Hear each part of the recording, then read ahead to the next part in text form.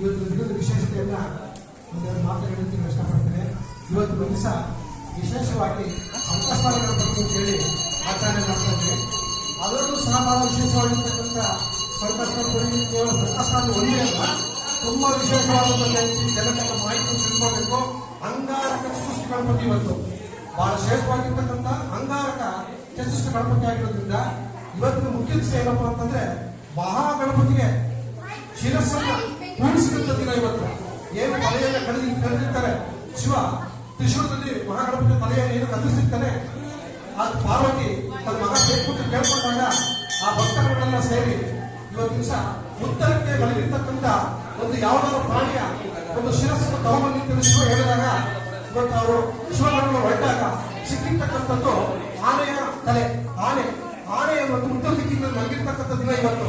ಆದ್ರಿಂದ ಆ ಭಕ್ತರೆಲ್ಲ ಸೇರಿ ಆ ಒಂದು ಆನೆ ತಲೆಯನ್ನು ತಂದು ಇವತ್ತು ಶಿವನ ಮುಖಾಂತರ ತಲೆಗೆ ಜೋಡಿಸಿದಂತ ದಿನ. ಅದಕ್ಕೆ ಅಂಗಾರಕ ದಿನ, ಅಂಗಾರಕ ಚತುರ್ಥಿ ದಿನ ಅಂತ ಕರೀತಾರೆ. ಇವತ್ತು ಬಹಳ ಮುಖ್ಯವಾದಂತ ದಿನ. ಮಾಮೂಲಿ ಸಂಕಷ್ಟದಲ್ಲಿ ಎಲ್ಲ ಇವತ್ತು ಅಂಗಾರಕ ಚತುರ್ಥಿ ದಿನ ಆಗಿರೋದ್ರಿಂದ ವಿನಾಯಕನಿಗೆ ಮರುಜನ್ಮ, ಆನೆ ತಲೆಗೆ ಜೋಡಿಸಿದಂತ ದಿನ.